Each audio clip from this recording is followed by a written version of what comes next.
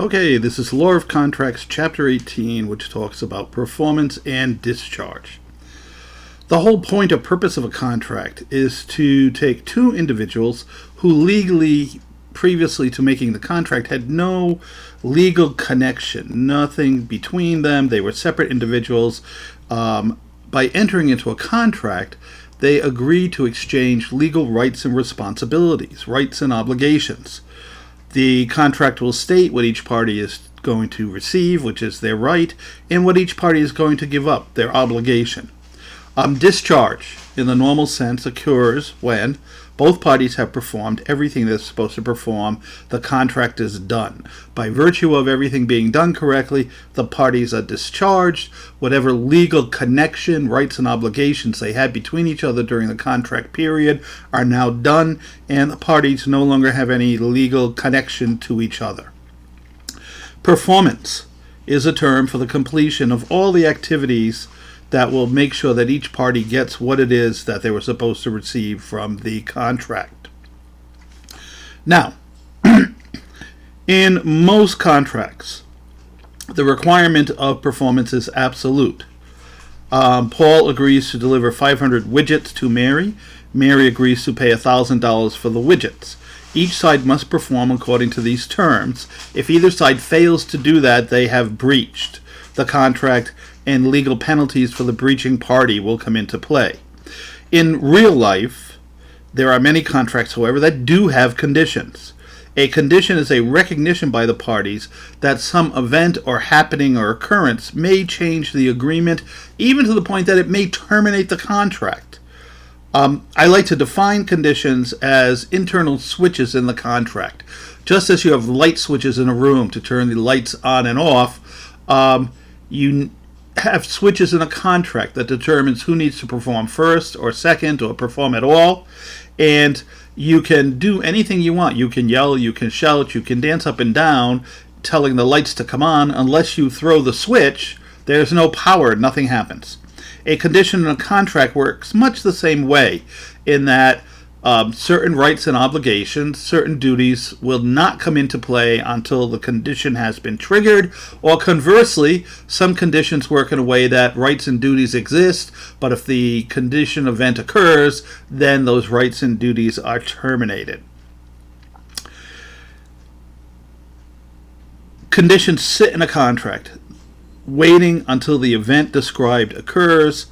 Then whatever changes were stated to happen upon the condition, then they will occur, sometimes by the parties volunteering to say, I now have the right to do this, to get out of the contract or the modifier, sometimes by just operation of the contract, that upon the happening of such and such an event, the contract is over, or someone-so owes more money or less money, whatever. All right, conditions fall into three basic categories. There are conditions precedent, conditions subsequent, and concurrent conditions. Conditions can be expressly stated, verbalized, written into the agreement, or they can be implied, meaning that reading the logical terms of the contract or the agreement, the condition has to be there in order to make it work. Conditions precedent. This is a condition that has to occur before the other side's performance is required. Mary enters into an agreement to buy a new laptop. The agreement says that upon receipt of $1,500, the seller will ship the laptop to Mary. Mary sending the money is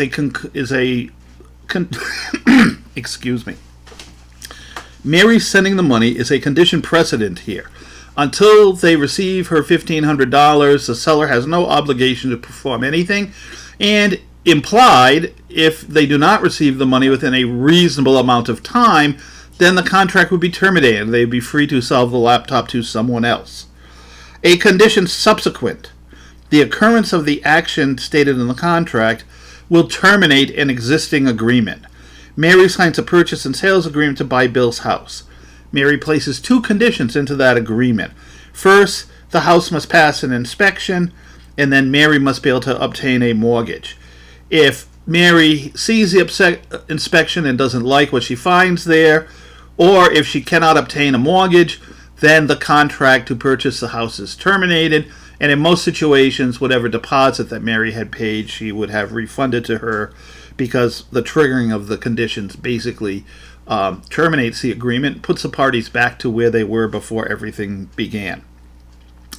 Concurrent conditions means that the conditions on both sides have to be performed at the same time for the contract to be valid.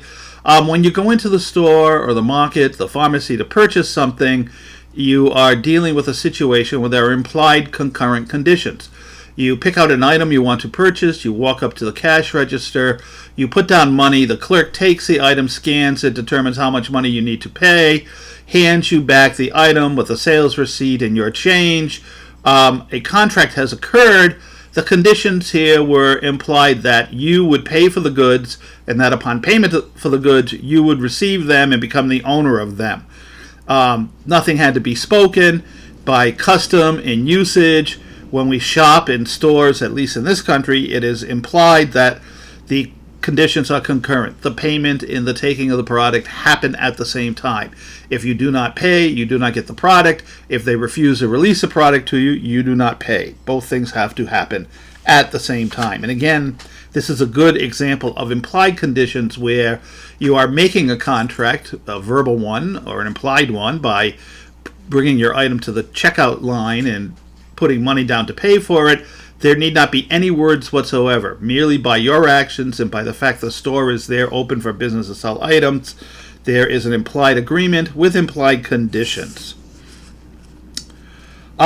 Express and implied conditions are critical.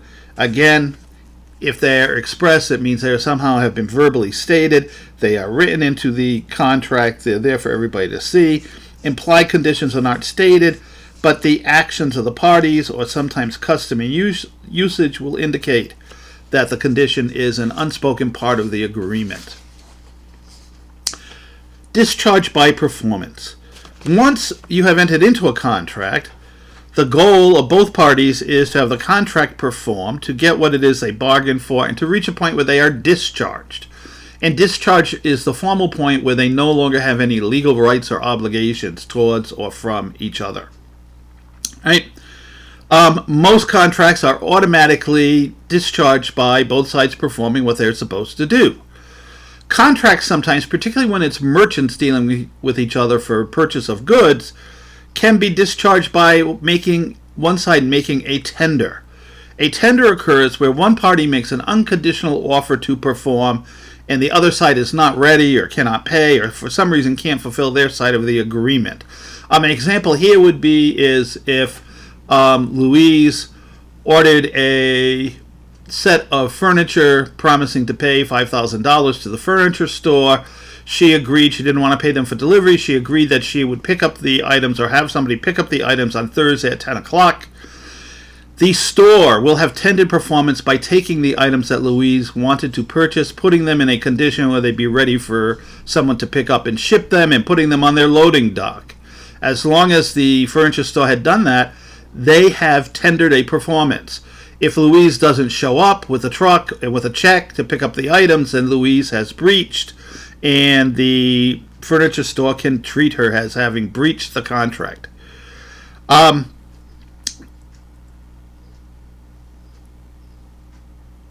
If the party making tender is unable to resell the goods or incurs some type of damage because the other side of the contract was not performed, then they are allowed to apply for damages. In cases where a tender has been made and has not been accepted, the person who's supposed to be supplying the goods or the items, the performance, still has them. However, let's say they end up 3 weeks later having to sell the goods at a lesser price, they would be entitled for damages because the original party had contracted to pay a certain price and now they are not getting that. Complete performance means the exact terms in the contract have been met.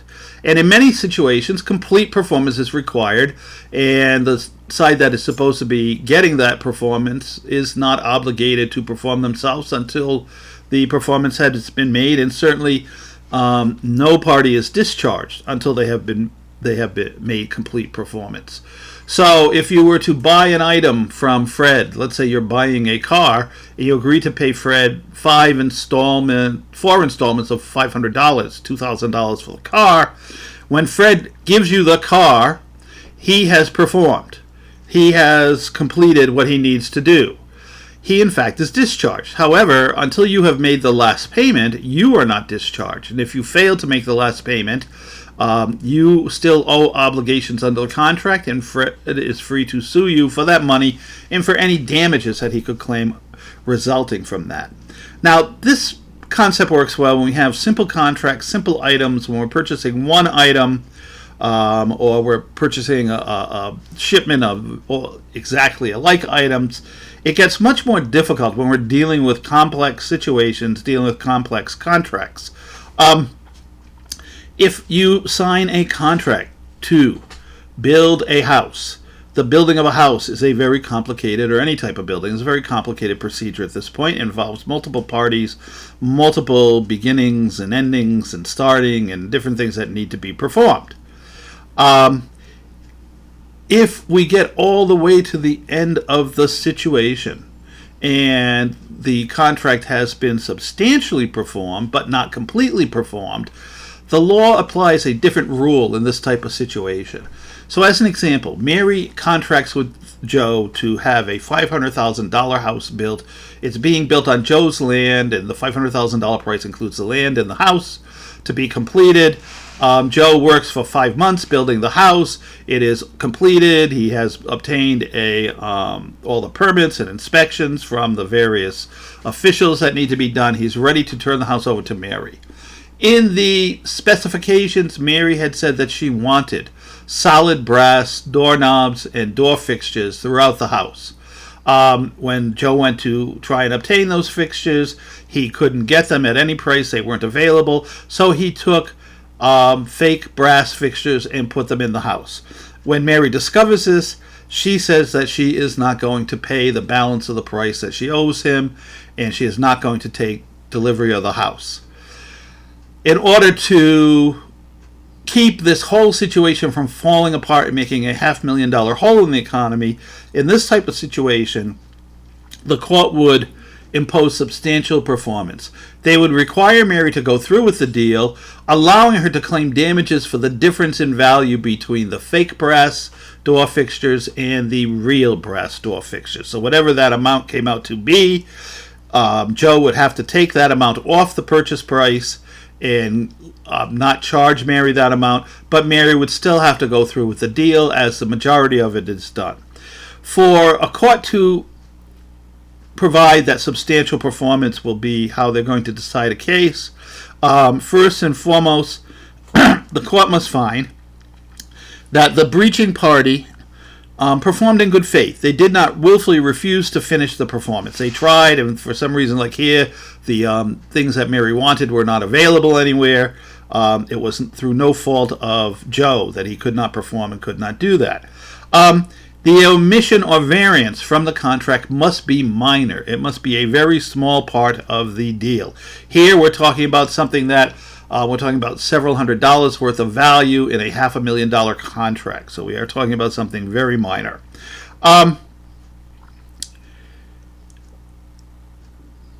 The other side, the Marys in these cases, must be getting value equal to what was promised. So again, if the door fixtures, handles, and knobs that were put in were cheaper than the ones Mary had bargained for, Mary would be forced to go through with the deal, but Joe would have to reimburse her whatever the difference in value was. So in the court's eye, Mary comes out whole because she didn't get exactly what she wanted, but she did not have to pay the full price for what she wanted. Sometimes contracts are written to say that they are subject to the satisfaction of one side or another. These particularly have to do with contracts for the special manufacture of goods, for contracts for things that are made by artists or artisans, or sometimes for performances by actors or actresses, athletes, whatever. So that in the contract, one side says that the performance has to be to my satisfaction. Now, in one way of thinking about this contract would be void. It wouldn't even be a contract because one side basically has a right to walk away and do nothing just because they say, well, I'm not happy, I don't like this, sorry, it's over. The courts don't want to see these contracts fall apart. Sometimes these are important realities. So the court implies a condition of good faith, so that even though the contract is written to say that one side has the right to demand full satisfaction, they cannot demand that unreasonably. Their satisfaction is limited by what a reasonable person would normally want in that situation. Now, there are certain types of situations in dealing with photography and painting and artwork where the court may say that a person can require total satisfaction, and if they don't get it, they can walk away from the contract. But those instances are very rare, and particularly as the Uniform Commercial Code has basically come back to influence common law contracts at this point, the idea of good faith and reasonableness is completely underlining the entire Uniform Commercial Code, and the common law courts have begun to pick that up and impose that burden more frequently, and in 99.9% of the situations, in order to save a satisfaction contract and say that there was real consideration on both sides, they will say that satisfaction means reasonable satisfaction based on a reasonable person standard, not what the individual in the contract deemed to be their own personal satisfaction. Material breach of a contract is the non-performance of a contractual duty. When it is substantial, when it goes to the heart of the agreement, it can be a reason for non-performance by the other party, complete non-performance. If a breach is minor, it may not excuse the other party, but it may allow them to delay it or to take a reduction, give a reduction in the sales price, or to do something else to make them whole from the minor breach. There is something in the law called anticipatory repudiation, and again, this is something that at the common law was questionable how many states, how many jurisdictions follow this, but it was written into the UCC, and now it has tended to flow back into the common law decisions. Anticipatory repudiation is a situation where before the contract is even ready to be performed, needs to be performed, one side informs the other, I can't do this. Under the present situation with the whole pandemic, there are many places where, beginning with when China stopped shipping items back in December, there are many companies in this country that could no longer fulfill what they were going to fulfill because they were buying parts or they were reselling things from China. So even though they had existing agreements to go forward, they would begin notifying their suppliers and the people on the other end of their contracts, I'm not going to be able to do this. I know that on May 1st I'm supposed to supply you with item X. I am not going to be able to manufacture item X because I can't get part Y from China. In this type of situation, the party who is not going to get the full performance does not have to wait until May 1st. They don't have to wait until the contract date. If they are certain, if they've been told by the other party that performance isn't going to happen, or if it's going to happen late, then they can declare a breach even before the date that performance was supposed to happen, and they can seek their remedies. For many business situations, part of seeking the remedy is trying to go out and find other items to purchase to fill the contract that you had that's now not going to happen. A party who repudiates has the right to undo that repudiation as long as the other side has not yet changed their position. So if you called up the client and said, I'm not going to be able to perform this on May 1st, and the client didn't take any steps, really didn't do anything, and on April 15th you call them again and say, nope, I can perform, we found some stuff, we're able to do it. If they had not made steps to somehow find replacement parts or to somehow otherwise cover what was going on in the contract, then they could still be bound. However, if they had taken reasonable steps to find substitute goods or to somehow some other way get around the lack of what they're going to get from the contract, then the person who repudiated is stuck. They will not be able to undo their repudiation. They will not be able to retract it. Time of performance. If no time is stated, then a reasonable time is implied. Even if a contract agreement has a stated date in it as a date of performance, the law generally interprets that to mean a reasonable time, and that parties would have a reasonable time after that date to fulfill their contract requirements. What is a reasonable time? As I've said before, in contracts, the word reasonable is my elastic band word. It can be very small, it can be very large. If we're talking about a shipment of fresh strawberries, a reasonable time is a day or two because the product will go bad and spoil very quickly. If we're talking about building a $20 million building, a 6-month delay might be considered reasonable by a court. It all depends on the circumstances, it all depends on the facts. If you do not want to be subject to reasonable time delays, you must write into the contract the words "time is of the essence." Some of the few magic words still left in the law. If you put "time is of the essence" in a contract, then you are telling the other side that they must absolutely perform on time, and if they are a day late, they will have breached, and whatever damages you can prove for that breach, they will owe to you.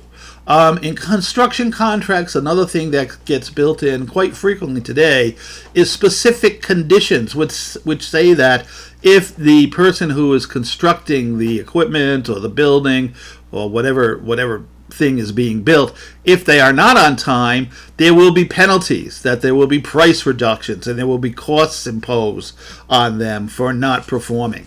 And those are upheld by the court. They are deemed to be part of the agreement. They are deemed to be conditions in the agreement.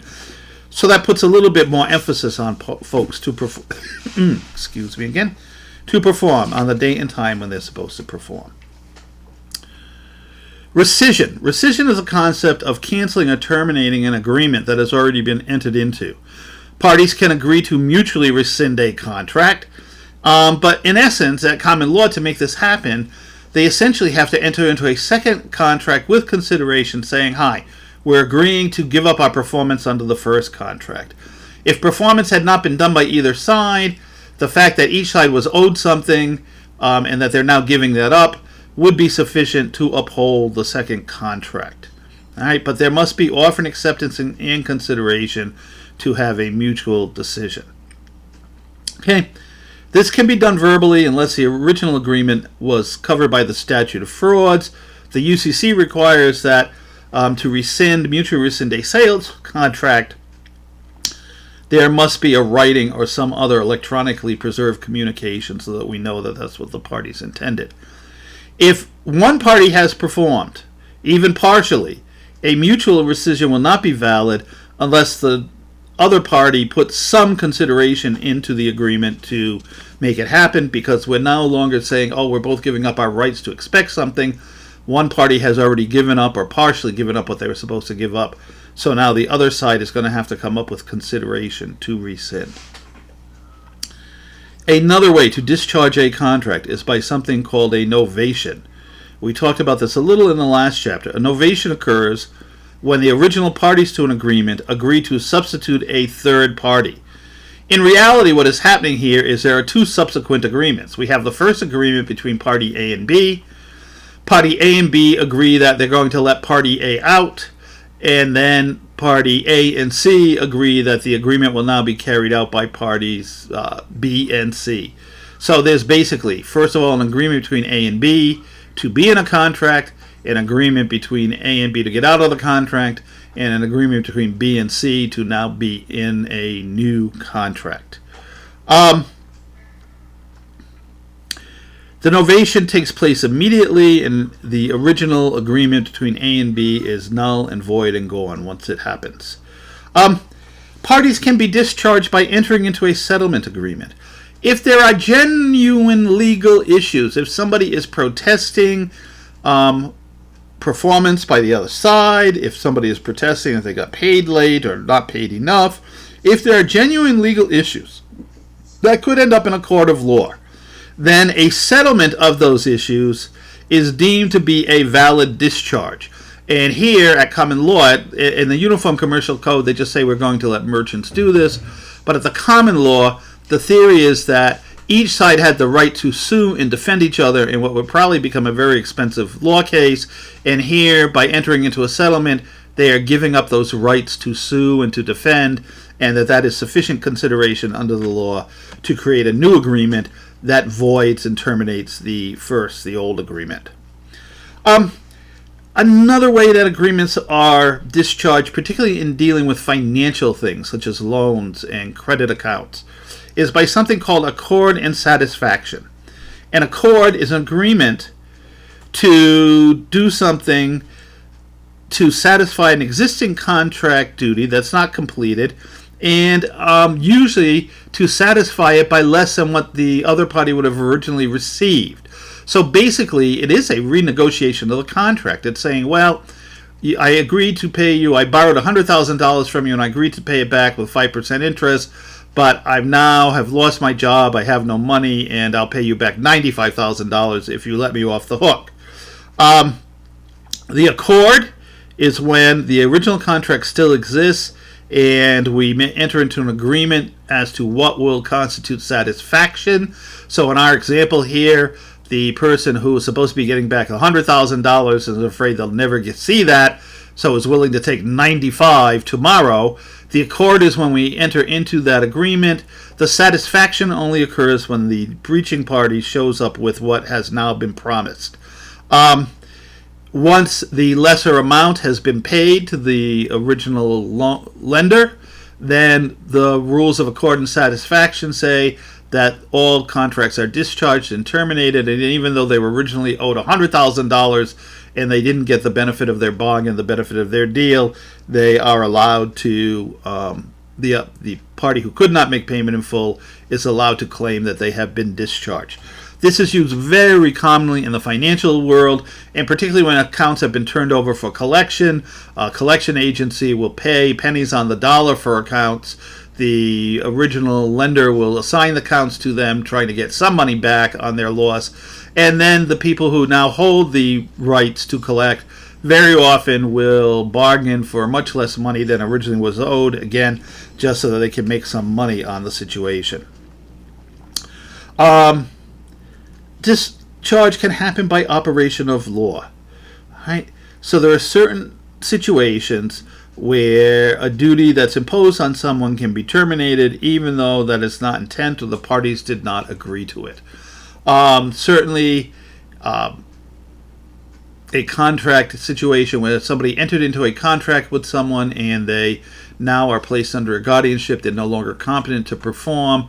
In many cases, although some courts would say that the estate of the incompetent person has to still perform, other states would say that by operation of law terminates the agreement. There are statutes of limitations, so that if the agreement is not fully performed within a certain amount of time, even though one party, the non-performing party, could be considered as having breached, the party who was wronged has to bring suit within a certain period of time. For most things, the UCC provides for a 4-year statute of limitation.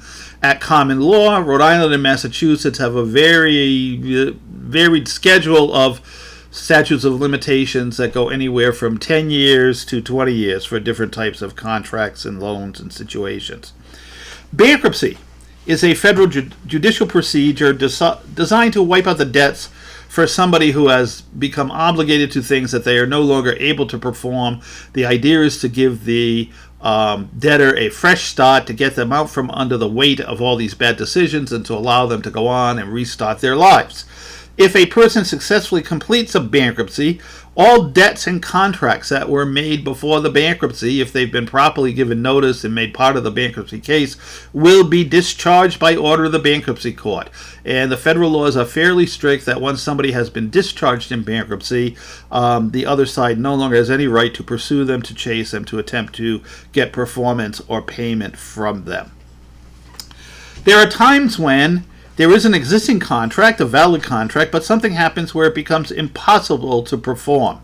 And the courts may determine that the change in situation, the new impossibility, makes it such that the contract has to be discharged. The impossibility here must be objective. It must be some reality in space and time that anybody can look at and can see, not just because one side says, I just can't do it, I can't happen, psychologically I'm not up to this anymore. An example would be that in the early spring, a hurricane blows up the coast, destroys a beach cottage that the owner had rented out for the months of June and July. There is no way the house can be rebuilt in that time. There has now been an item of impossibility has been put into the situation. In that case, the courts would say that the contract is void. If there had been any deposits paid by the person who was going to rent the beach house, those would have to be given back to them. But the owner of the beach house is not obligated to have to pay tons of money to hurry up and rebuild it to try and make it rentable because he had a contract to do that. In personal service contracts, if the party who is supposed to be doing the service, particularly if it's a specialized service like medicine, law, accounting, artwork, photography, then if they die, the contract will be deemed to be void. For other types of contracts, if one of the parties dies, their estate may be required to fulfill the contract and to go through with it. But if we're contracting for somebody's particular personal service and they have died, there's nothing left there. If the subject matter is destroyed, the contract can be discharged. That's our beach house case. In illegality, change of laws make it impossible to perform. Right now, the states have allowed marijuana dispensaries to open and be sold and allow marijuana to be grown and processed and sold and used. Federal law has not changed. It's still illegal to have more than a couple of ounces of marijuana in your possession, to buy or sell it, to supply it.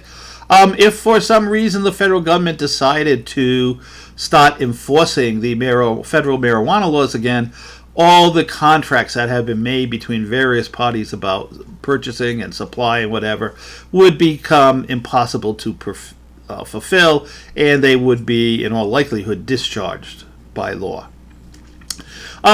There are times when there is temporary impossibility. So something has to be delayed, but not particularly never happen. If the performance can be delayed without injuring the party who's supposed to perceive it, then the contract will be deemed to still exist and to be valid. If, however, the delay will cause substantial harm to the party who was supposed to get the performance, then the contract will be discharged as impossibility. Another idea in this whole area of discharge is something called commercial impracticability. When it becomes too difficult or expensive for one party to perform, the courts may excuse that party's performance and discharge them. The impracticability must be significant, and it must not have been foreseeable, and it must not be within the breaching party's control. So if they were supposed to manufacture 5,000 items and they just were sloppy or negligent or lazy or decided not to do it, that's not a commercial impracticability. In the present situation, if you had a company, Superior Mask Company, had an agreement to provide 5,000 N95 masks to a commercial painting company by June, and particularly if the company was not a manufacturer of the masks but was a wholesaler, they're buying them from the manufacturer to resell. In the present crisis, the masks are not available for any price. And in that type of situation, the courts would say the contract between the wholesaler and the painting company is discharged by impracticability. There is no way for it to be performed, and it was not the wholesaler's fault that the events that are occurring to make it impossible for them to perform. Another much smaller area, but an interesting one, is called frustration of purpose. And this is a situation where the contract could actually still be performed technically. However, it has now become worthless. Whatever value it had for the person receiving the performance no longer exists. The first case of this was handed down by the courts in England in the 1920s. A king had died, a new king was to be crowned, and in those days the British traditionally held a huge coronation parade through London. And this was a thing to be seen and to be seen at and to be part of and to be able to say, oh, I participated in the king's coronation. So once the parade route was announced, people who had second and third and fourth floor apartments along the parade route could rent their apartments out for the day of the coronation for great deals of money, so that people could bring in their friends and families and have a party, basically almost like having a box seat at a sports game today. Several weeks before the coronation parade was to be held, the people running it suddenly changed the parade route. So now we have several streets that were supposed to be on the parade route. They're no longer on the parade route, but there's still these contracts in agreement to pay thousands of pounds to rent someone's apartment for the day of the coronation, except now the king would not be driving by in his carriage. The people who were renting out the apartments, of course, demanded to be paid, or in many cases already been paid, and refused to give back the money, saying, "You can still come and use my apartment for that day. I'm not going to stop you." When the British court listened to this, they said that even though the apartment still existed and technically could be rented out for that date, there was no longer any purpose or reason for these leases, and that the people who paid for them could get their money back, or if they hadn't paid yet, the leases would be discharged and they could not be sued for them. Okay, that's kind of a quick run through Chapter 18 about discharge. Stay tuned. I will be moving on and setting up another tape for Chapter 19.